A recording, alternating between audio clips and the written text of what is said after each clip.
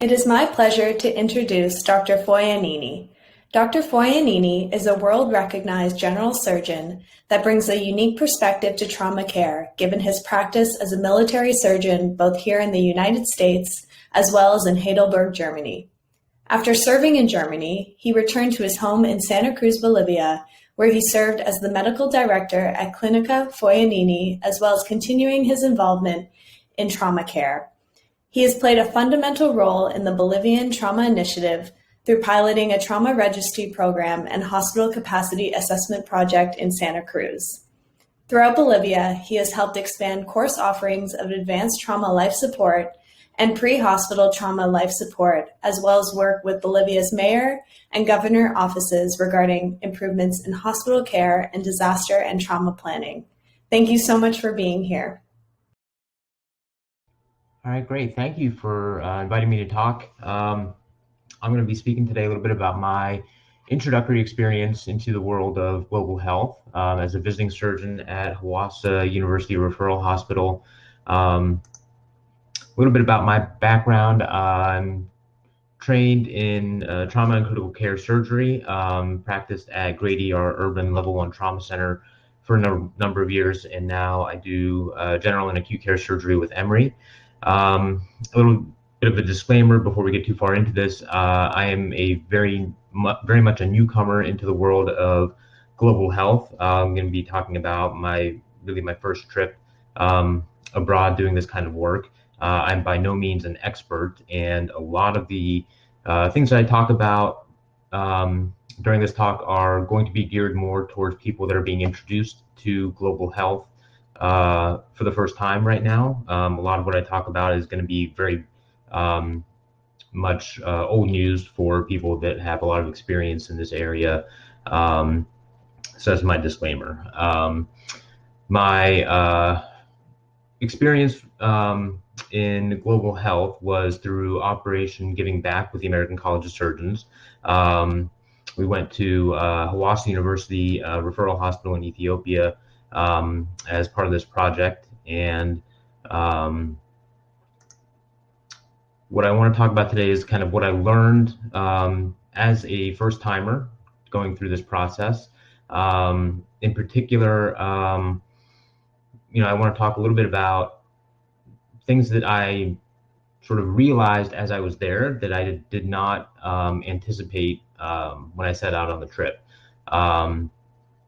First thing that I sort of realized was one of the things we have to think about when we're there is how can we deliver goals that are going to last beyond our visit, because at some point we're going to leave, and we want the things that we deliver to last beyond just our isolated trip.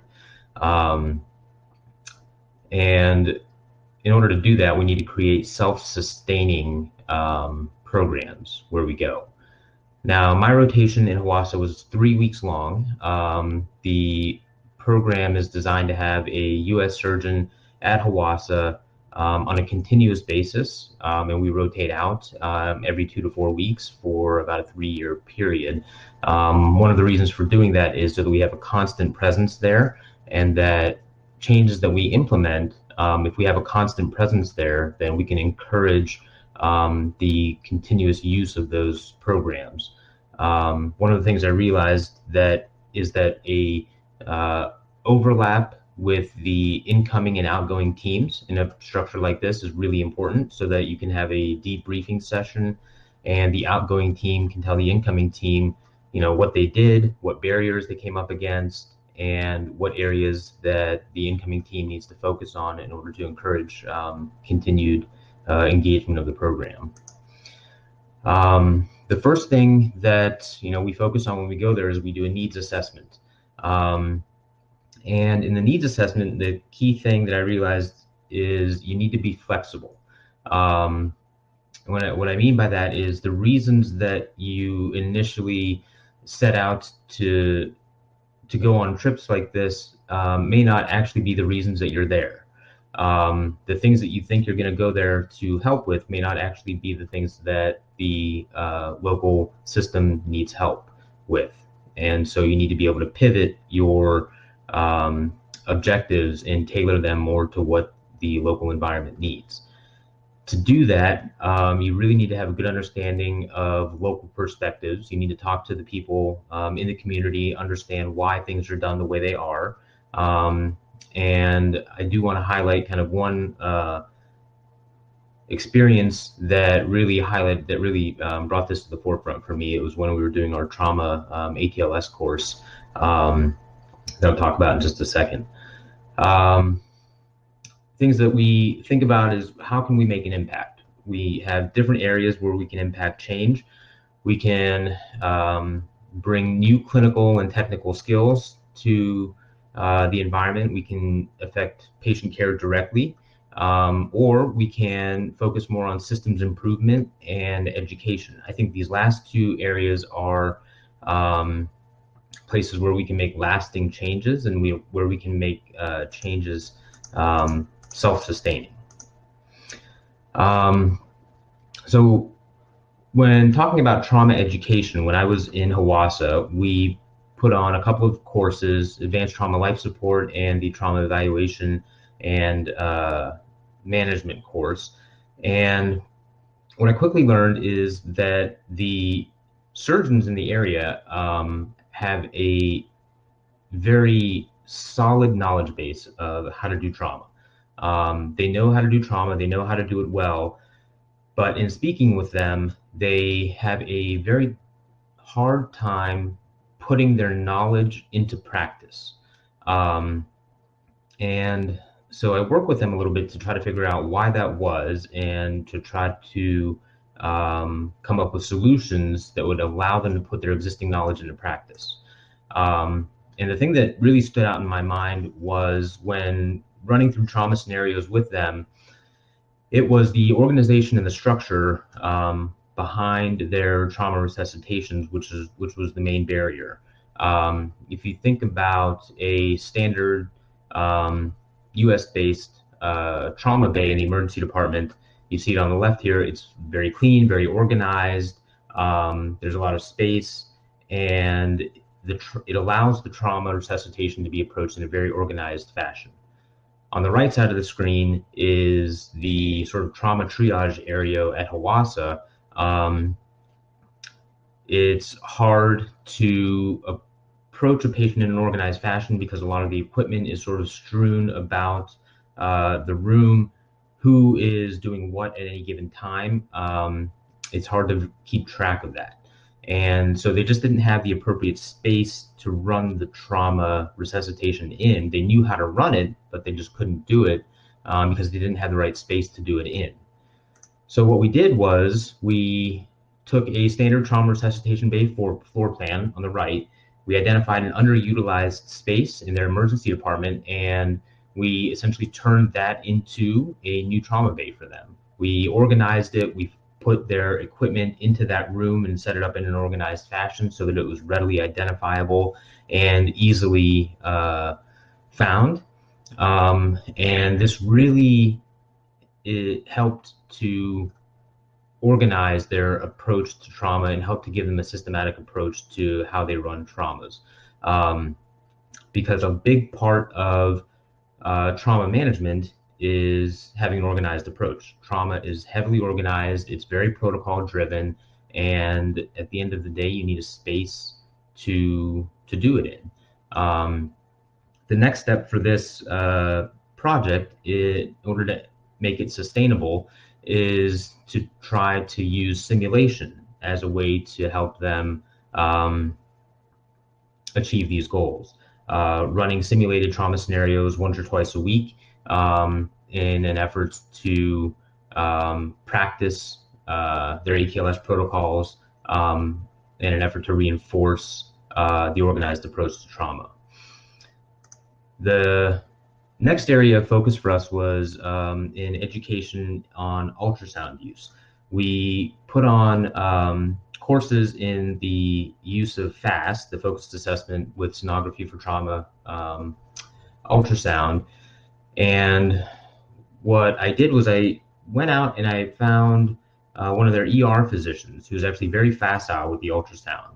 And because what I wanted to do was I wanted to teach somebody there how to teach the course themselves. That way, when we leave, there's still somebody there with the resources that they can use to continue the education and to teach the faculty in Hawassa how to use the ultrasound for trauma, because it is one of the core tools that we use in the initial workup of trauma patients. And so we put on 4 courses over the course of 3 weeks, and the emergency medicine physician was there with me for every course. He was there helping for the first 2 courses, and the last 2 courses he actually taught himself. And so what I asked him was if he could find 2 or 3 of the surgical faculty and turn them into the next round of instructors. That way this could be sort of a self-sustaining educational program that they could continue on even after Operation Giving Back leaves. The last thing I wanted to touch on the short amount of time that we have is developing partnerships in some of these endeavors. Something that I realized when I was in Hawassa is there's a whole host of equipment that is donated, but a lot of this equipment is new technology to the area. Their engineers are not familiar with a lot of this equipment. For example, laparoscopy, the laparoscopic towers, the fiber optic light cords, is all new technology to them. And the minute that one small component on a tower malfunctions or breaks, that whole tower goes down because their engineers are not familiar with the system. They don't know how to troubleshoot or fix the problems. So in an effort to avoid having these great pieces of technology turn into paperweights when they malfunction, something I thought about and something that I want to make progress with is developing a team of biomedical engineers to come with us on future trips and provide some service for the equipment there that needs service, but also to teach their engineers about some of the newer technology and some of the newer equipment that's been donated there, so that their engineers can then learn how to sustain that equipment. The next step for this would be to potentially look at industry and see if we could get the technology industry to put together a volunteer program where they would have volunteers that would go out to some of these sites with us and help provide some of these services. So that's kind of my takeaways from my trip. The big things that I learned was that in order to make any change happen, you need to really understand local perspectives. Your needs assessment has to be flexible, and you need to have the ability to pivot your goals for being there. And the key things to focus on in order to make lasting change is that the programs that you institute, you really want to develop them so that they're self-sustainable. You want to teach the people in the area how to teach other people. You don't want to just go there, provide a service, and then leave. You want to make self-sustaining changes. This is a picture of the surgery department in Hawassa. These are fantastic friends that I made when I was there. They're a great group of people and fantastic physicians and surgeons. And yeah, thank you for giving me the opportunity to talk, and happy to answer any questions in the Q&A session.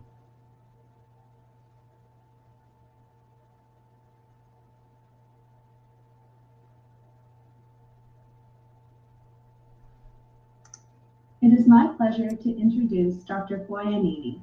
Dr. Foianini is... Good afternoon. I want to thank Dr. Esteban Rose for the kind invitation. Today I'll be talking about interprofessional collaboration in trauma as it relates to our experience in Santa Cruz, Bolivia. First, I'll be talking a little bit about global burden of disease. And there are roughly 5 million trauma-related deaths worldwide, which represent approximately 9% of deaths per year. And this is almost 1.7 times the combined deaths associated with HIV, AIDS, tuberculosis, and malaria. It's worth noting that 90% of all trauma-related deaths are in low to middle income countries, and of these, 80% occur in the pre-hospital setting. Furthermore, more than 50% of these deaths in the pre-hospital setting are felt to be preventable. So poor countries are worse affected by injuries and violence. As you can see, low to middle income countries tend to have a higher injury, deaths related to injury per 100,000 population than high or upper middle income countries. And this is demonstrated in this slide from the World Health Organization showing that the darker colors, higher rate of death rate from road accidents. And you can see that Africa, Saudi Arabia, Iran, and then parts of South America, parts of Central America, and Asia have a higher rate than, let's say, Canada, Western Europe, or Australia. And this is further highlighted in this slide, and you can see that Bolivia has improved over the last 27 years, but we still lag behind other South American countries and also United States, but we are very close to Brazil and better than Central Sub-Saharan Africa and Cambodia. Clearly, we would like to be way down here where Germany and England are, but with obviously much more developed systems. So when we start looking at leading cause of deaths worldwide, this is data published in 2014, but data from 2012, which demonstrated road traffic injuries were the 9th leading cause of death worldwide. And the World Health Organization projected that by 2030, it would be the 7th leading cause of death. But road traffic injuries is not the entire story. You can see it represents approximately 23% of all trauma death worldwide. Now, when we start looking specifically into Bolivia, out of the 10 top causes of death in Bolivia, road injury is number 10, and there are other injury-related deaths amongst the top 10 causes. But when we start looking at age group between 40 and 44 years of age, we see that road injury is number 1, interpersonal violence is number 5, and self-harm is number 10. But death does not tell the entire story. There's a term you call DALYs, which is disability-adjusted life years, and this represents the total number of years lost to illness, disability, or premature death within a given population. And in Bolivia, again, going back to the 40 to 44 years of age, road injury is number 1, and interpersonal violence is number 9. And this is reality in low to middle income countries. This is an image I took in 2010. I went to Haiti to assist with the relief efforts after the earthquake. And as we drove to the northern part of the country, I took this image, but this could represent many countries in Africa, Central America, South America, and some portions of Asia. To start talking about trauma system development, I'd like to refer to this article written by Montesquieu and collaborators, in which they identified 4 themes to implement a trauma system in low to middle income countries. You have to understand that the implementation is heterogeneous depending on the country, region, socioeconomic level, culture, and government, but there are 4 core concepts to be considered. It needs to be a system-based need assessment, bringing together the private, public sectors, and also politicians and the legislative branches. We need to come together with coordination and have to target corrective action, maximizing effect and limiting cost. And you have to understand that you can do application of high income models in low to middle income countries, but not everything translates directly into these scenarios. So looking at the components of the trauma system, there's injury prevention programs, pre-hospital care, hospital-based care, and rehabilitation. In Bolivia, we focused on the 2 in the middle, pre-hospital care and hospital-based care, and also implementation of trauma registry, which allows us to assess the degree of problem and then start implementing corrective actions and see what effect these provide. So in Bolivia, we start first with ATLS. My father, who was a surgeon, had been working with the American College of Surgeons for many years, and in 1998, a group of us came to Bolivia. At that time, I was a young surgeon in the United States, and it was a collaboration between surgeons from the United States, Chile, and Mexico. And we came down to Bolivia. We ran a couple of provider courses and an instructor course to form the local cadre. ATLS program in Bolivia has been very successful and has grown, and after the implementation, we went ahead and started with the PHTLS program, which is a pre-hospital trauma life support. And then in 2015, we started with our international fellowship. And as you can see, we've had 3 fellows from Emory, and we've been pleased with all 5 of them. They've been great contributors to our program. One of the first results that we were able to ascertain when we started the international fellowship was that trauma represented approximately 23 to 25% of reported death in pre-hospital settings in Santa Cruz. And what was very concerning is the second cause of death after cardiac disease was pedestrians injured in via collision, via car or motor vehicle. And unfortunately, many of these are children, especially in poorer neighborhoods where children tend to play in the streets.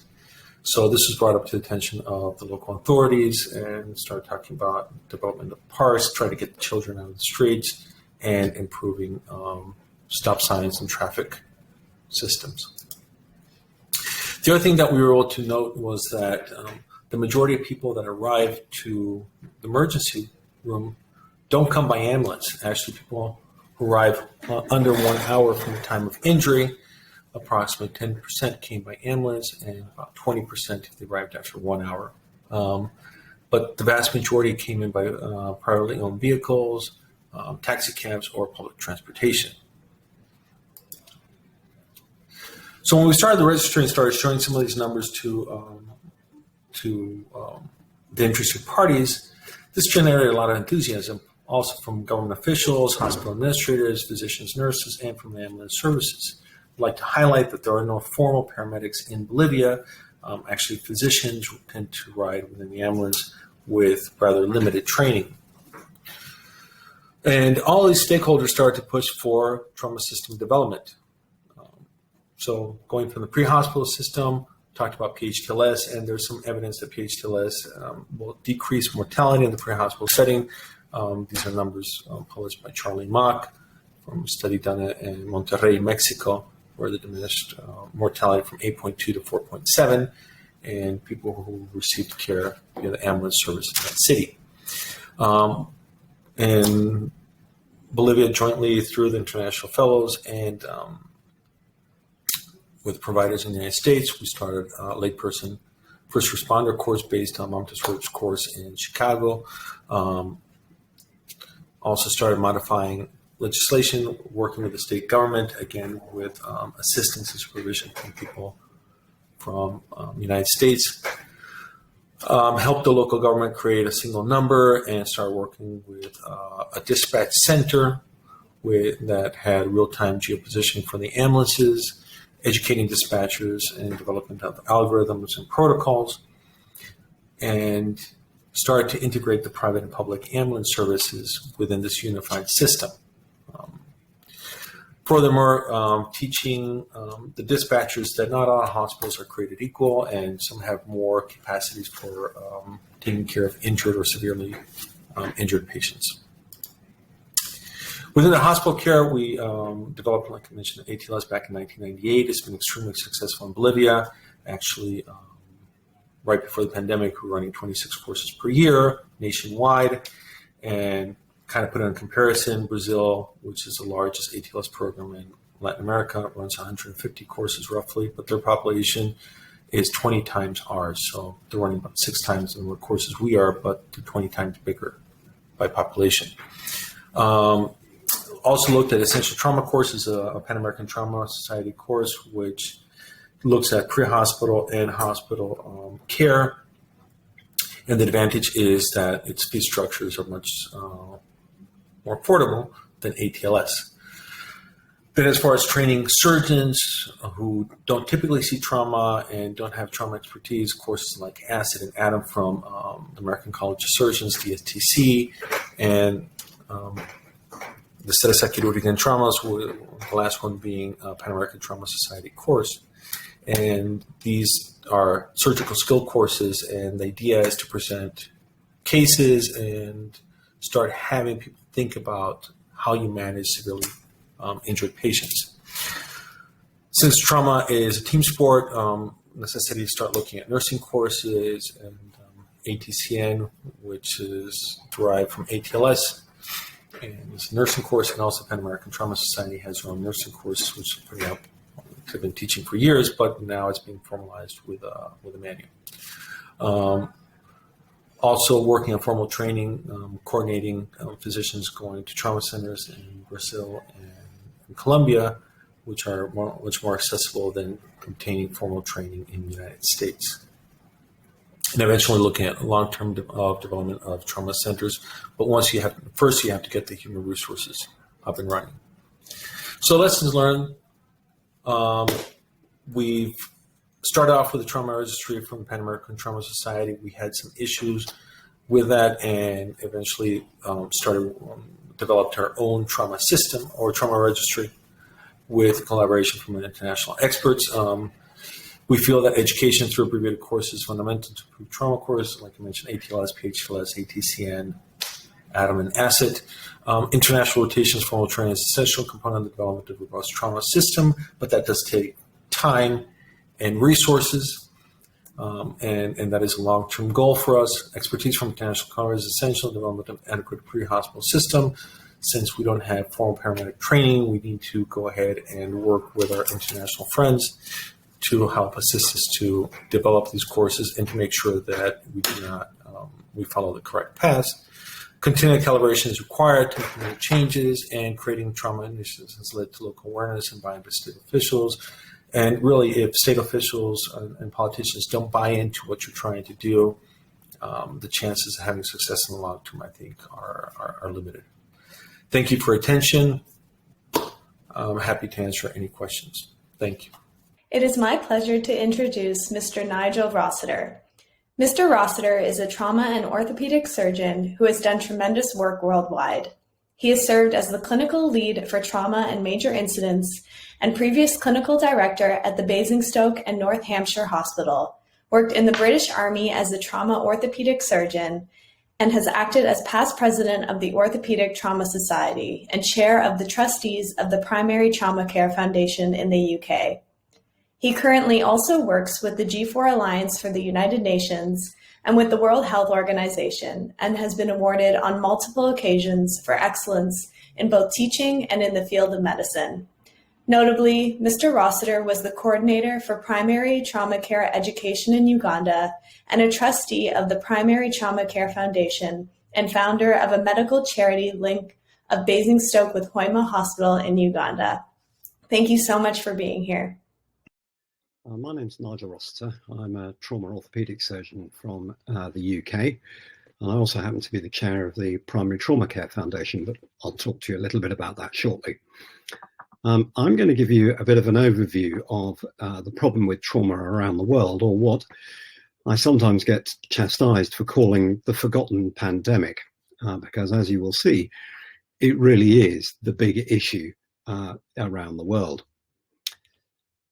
Trauma causes between 5 and 6 million deaths every year, and that is more than all the communicable diseases added together. So that's more than HIV, AIDS, TB, malaria, and COVID-19. Add all of those together, deaths from trauma still outnumber those people. The issue is that trauma is now the leading cause of death for ages between 5 and 29. Now, if you happen to live in low middle income countries, that is a problem, because 50 to 60% of the population are under the age of 30. So those people dying or being injured from trauma are your working population. But that isn't the big issue. The number of people dying is bad enough, but for every death, there are 97 other people affected, 9 who are going to need in-hospital care, and 88 people who have injuries that take them out of work, but are managed as outpatients. And if you live in a poorer country, it takes you a lot longer to get back to work. A simple tibial fracture in Uganda, we know from research, can take up to 18 months for someone to return to work. And that's 3 or 4 times longer than in a high-income country. If you're the provider for your family, your children are going to be out of school and working to provide for the family within 6 months. And we know that many people in low middle income countries have at least 12 and sometimes up to 30 dependents who are going to be struggling within a year. The conservative estimate is that 40 million people are disabled either permanently or temporarily as a result of trauma every year. And that has a really dramatic effect on GDP, on your gross domestic product. It's estimated around the world that that will reduce it by 3% globally. But in a low middle income country, that could be up to 10 times that. If your working population are the people being affected, then 30% of your GDP can be dramatically affected. And that's a problem. Now, in every system of healthcare, there are pathways, and these can apply to anything, whether it be cardiac disease, diabetes, or whatever. But let's talk about trauma. There are 4 pathways in almost all healthcare systems. As far as trauma is concerned, prevention is obviously the first one. And if we could prevent the number of road traffic accidents, that would make a really big difference. And actually, a lot has been done globally about this. There are multiple United Nations, World Health Organization, World Health Assembly resolutions about prevention. And they've actually done some really good work. The problem is twofold. The first is that national governments have not instituted these. And so we still have lots of people being injured. And the second is that globally, we've spent an awful lot of money on advocating and trying to prevent injuries, but we haven't done a lot on the other 3 pathways. So the next thing is the initial contact with the patient, that pre and initial hospital care. And I suspect most of you know that if you get timely care for the severely injured, that is good and provided in a timely fashion, you can dramatically reduce morbidity and mortality. The Advanced Trauma Life Support System was started in North America in 1986 and rapidly became the globally accepted system of care, accepted around the globe by the mid-90s. And this has made a very big difference. The problem is that if you live in a low middle income country, a lot of the things advocated in ATLS are inappropriate. They don't have CT scanners. They don't have rapid transfusers. They don't have blood to give patients. And so something needs to fill the gap. So I work for an organization called Primary Trauma Care that essentially tries to fill the gap and do what PTC does, but with appropriate measures for that environment. We'll talk about that in a moment. Hopefully, if that is successful, then you deliver a live patient from the emergency department into the rest of the hospital, and they go into secondary care. Now, if you live in a high-income country, hopefully most of you would expect some really pretty good care. But as we know in low middle-income countries, that can be extraordinarily variable. They are grossly overrun and very underfunded. The other issue is that although there are WHO guidelines, they're now 17 years old and they really do need updating. And they also need to be made significantly more appropriate for the poorer countries. Hopefully, if you are injured, you do get that good secondary care and you leave hospital. And that's where you fall into a bit of a black hole. The one thing that no country in the world has yet addressed properly is rehabilitation, getting people back to work and being contributors to society in a timely fashion. We all know in every country in the world, waiting rooms full of patients who have been discharged from hospital who aren't yet able to get back to work and contribute to society. And that's a problem. I was in the British Army for 20 years, and most high-income country military organizations have actually got this reasonably well sorted.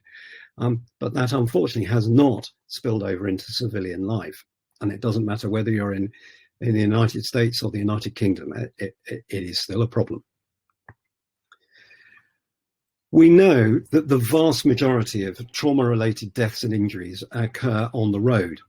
And actually in low middle-income countries, they really occur due to two wheels, to motorcycles. And that is a real problem.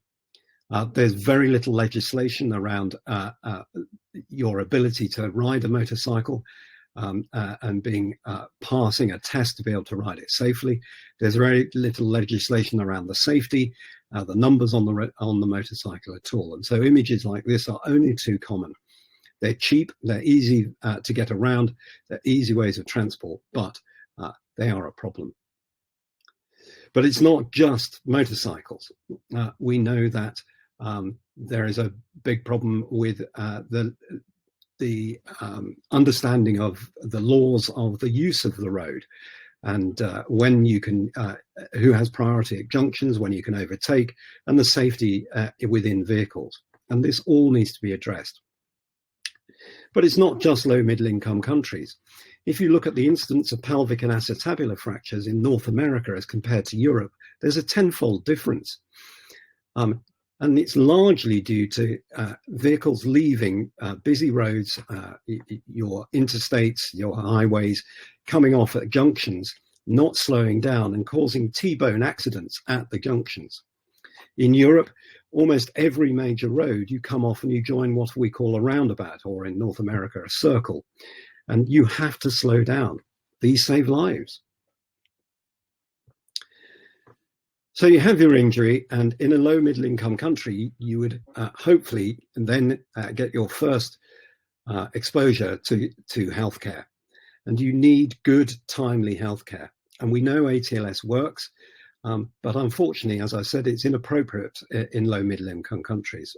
So the organization I work for, Primary Trauma Care, runs a course that is essentially exactly like ATLS, but designed for the developing world and poorer nations, so that you use the same system of care, the same communication. We've got experience in 80 countries, and we know it's sustainable. It's self-cascading. The course runs for 2 days.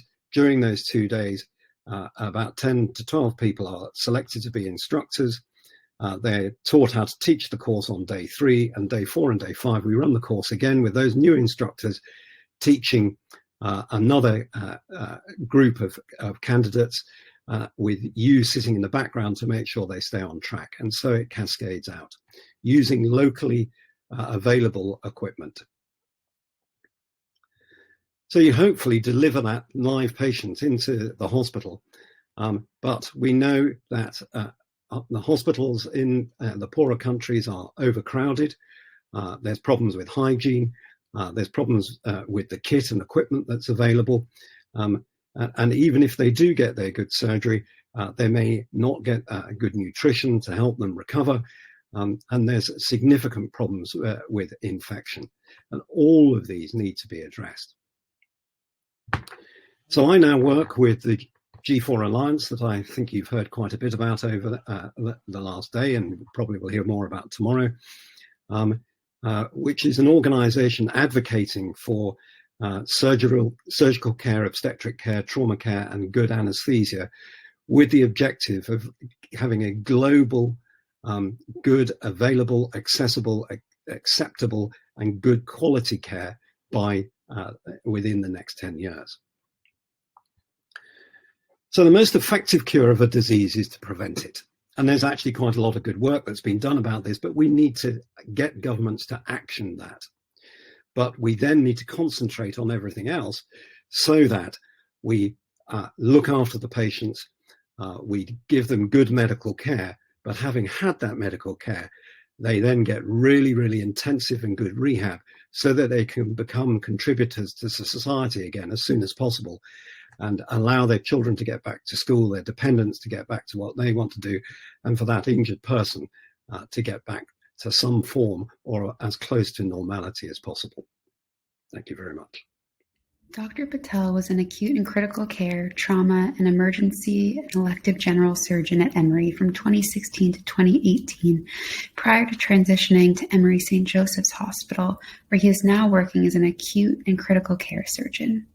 His postgraduate medical training included a general surgery residency and surgical research fellowship at Rhode Island Hospital, Alpert Medical School of Brown University, and both trauma and critical care fellowships at Grady in 2015 and 2016, respectively. He has been awarded regional and national awards for his research, as well as a resident teaching award from Brown University and Rhode Island Hospital.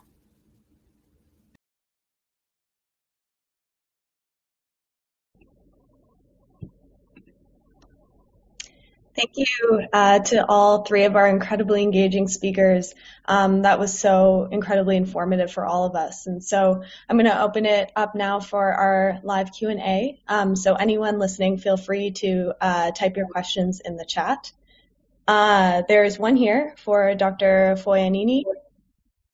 Thank you to all three of our incredibly engaging speakers. Constance, and it says, I'd love to hear more about your experiences with ATLS in Bolivia and the successes and problems you've encountered, and what can make ATLS better for low and middle income countries. That's a great question. It's actually been brought up quite a bit at the Committee on Trauma. So we started ATLS back in 1998, and at that time we did approximately 4 courses per year. Currently we're doing about, prior to COVID, 26 courses, and we've taken it to every region of Bolivia. But we do realize that the course is expensive. In Bolivia, the course used to cost $400, now it costs about $600. In neighboring countries like Brazil, it's about $1,000. And the college has been very cognizant of this. So what we've done is we've taught team.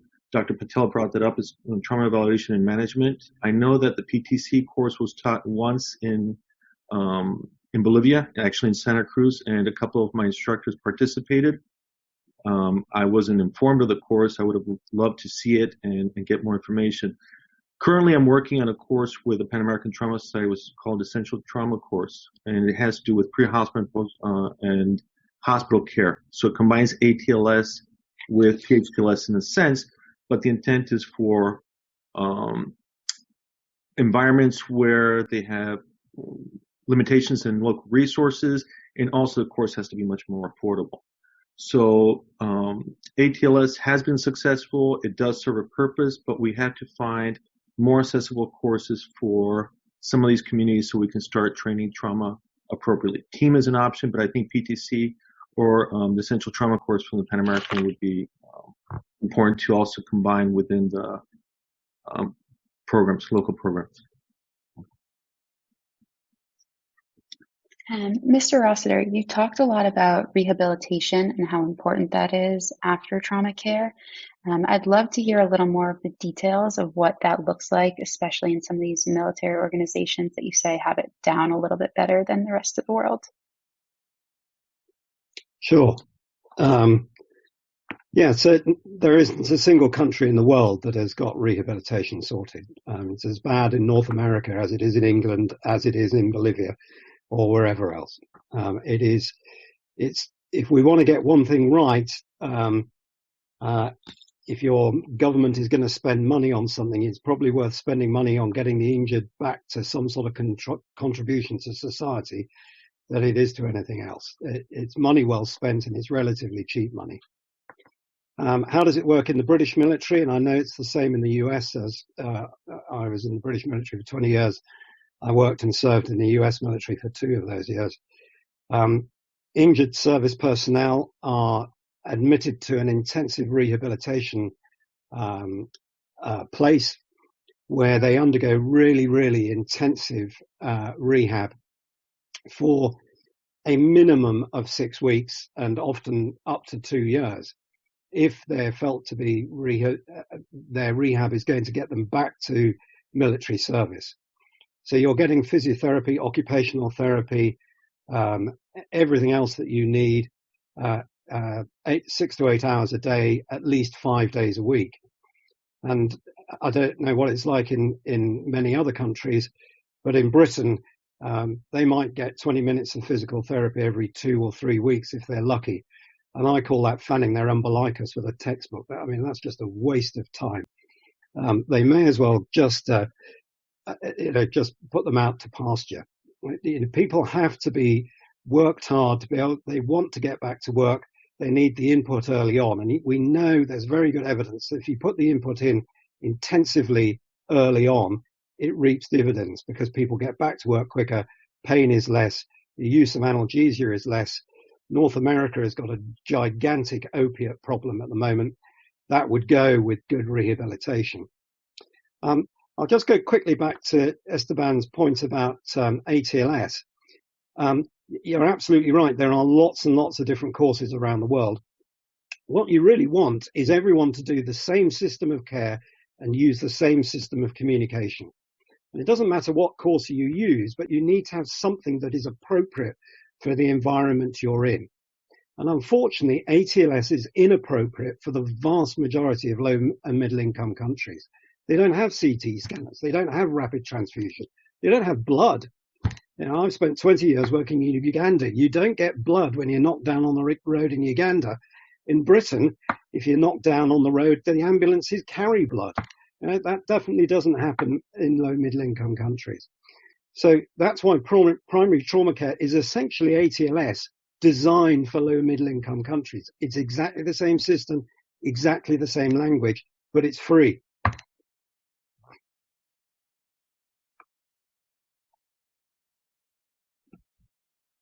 And so I have a question for Dr. Patel, but applies to all of the speakers, actually. I just want to say that I really appreciate that sustainability was the foundation behind your initiatives. And so I'm just curious to hear about how you and your team thought about potential objective ways to measure the effectiveness of some of these initiatives, since I know that can be a real challenge. Yeah, so it's hard to, just like you said, it's hard to put an objective measure behind some of these things. One of the things that we had talked about when I was in Hawassa was developing some sort of a trauma registry for the region to keep track of trauma patients and to try to keep track of outcomes.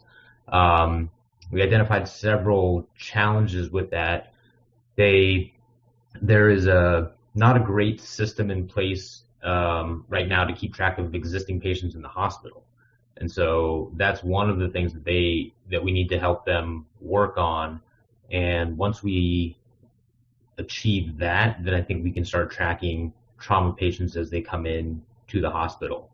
One of the things that, I had asked when we did the debrief session, when I transitioned out of Hawassa and the new team transitioned in, was the idea of the simulation program, running the trauma simulations on a weekly basis and kind of keeping track of how well utilized the new trauma room that we created was, how often that room is being utilized for things outside of a trauma patient, and how often trauma patients are actually moving into that room. So tracking just use of that room was kind of the first step for us. And Dr. Roser has a question for all three of you.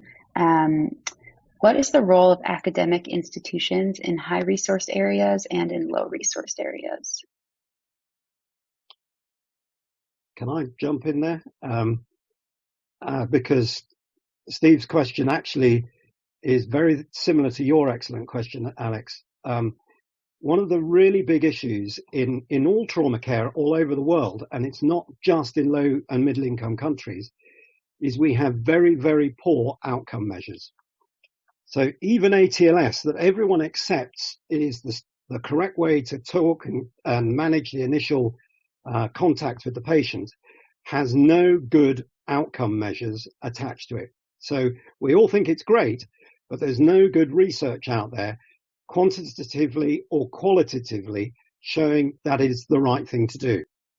So every program that we put in anywhere, you need some way of doing that. So in answer to Steve's question, academic institutions, if we want to do one thing, we need to work out really good measures to measure the outcome of anything that you put into an institution, whether that be in Emory, whether that be in Basingstoke, or whether that be in Bolivia.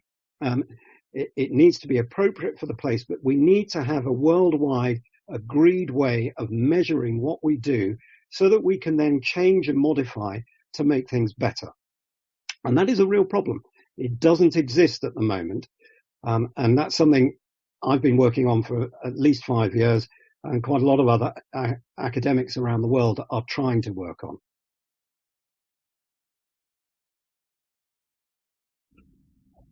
And so I think we have time for one last question. I was also wondering, and this is for whoever wants to answer, how we can get the media, legislation, those in hospital or political positions of power globally to put more emphasis on trauma. And if you could speak about what successful ways you found of engaging people that don't realize the global burden of trauma and on morbidity and mortality. If I can, I'll answer rather briefly. I ran into that problem in Santa Cruz, Bolivia. I went to the governor's office, talked to the Secretary of Health, and his budget, 30% of his budget for the state government was healthcare. The problem is he was not aware that trauma consumed a large portion of that. And as has been mentioned beforehand, in low middle income countries, most people do physical labor. The minute they are injured, they cannot do that anymore. And I'll just give a very brief story. When I was about 16, I picked up somebody out on a country road to take him back to the city. Turns out my grandfather, who was also a surgeon, took care of him. And the story he told me was that he was able to take care of his family because his leg was not amputated. Every surgeon in Santa Cruz wanted to cut his leg. My grandfather, who was trained in Italy, said it was not necessary. And that made a difference in this man's life. And that was a tremendous lesson to me. So these people depend on physical labor. And it's very important. And what I did tell the Secretary of Health, what caught his attention, was that a trauma registry and a good trauma system would eventually save them money. So the way you get to politicians is through money, unfortunately. It was not about doing the right thing. It wasn't about taking care of patients. It was all about saving them money. But you have to get these people involved. The other very brief thing I want to say is that the way we got ATLS started is we talked to AMDA, which is Medical Doctors of Asia from Japan. They helped support us to get the program started. And also, a couple of years ago, I contacted PETA, and I was able to get surgical mannequins from Simulab, not only for Bolivia, for about 15 different countries across the world, that were donated for free to help us continue with our program and avoid using animals for our skill sessions. More than happy to answer that afterwards if anybody has any questions. So Alex, you've obviously been listening in to my last year's work. So at the G4 Alliance, the G4 Alliance is a group. It's based in the United States, but represents just over 60 organizations worldwide. And we're looking at surgery, obstetric care, trauma care, and anesthesia care. And we've been having a lot of strategy meetings over the last few weeks on how we're going to raise the profile of all of these. And you're absolutely right. The issue, unfortunately, is that actually most government bodies are aware of it. The United Nations is well aware. They've made some very good resolutions of it, as have the World Health Assembly. The problem is raising the profile with governments and making governments aware that they're actually ignoring the biggest thing that affects their working population. And the really big problem we have is that the numbers are so great that people zone out. If you have a few people die of malaria or HIV or from perinatal mortality, that is very recognizable. But once you start talking about millions of people, not just hundreds of people, you completely zone out. You know, we're talking about 5 million deaths a year. So that's effectively taking out the population of, I don't know, let's pick a city in the United States. Pick anyone you like. Most cities in the United States are less than 2 million in population. So, Washington, D.C. is just over 5 million. So that's taking out the whole of Washington, D.C. But people would sit up and take notice if you put that away.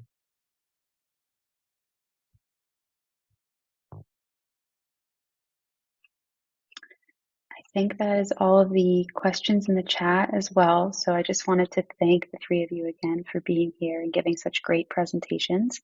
And hopefully we'll see everyone in the networking session following as well. Thanks again.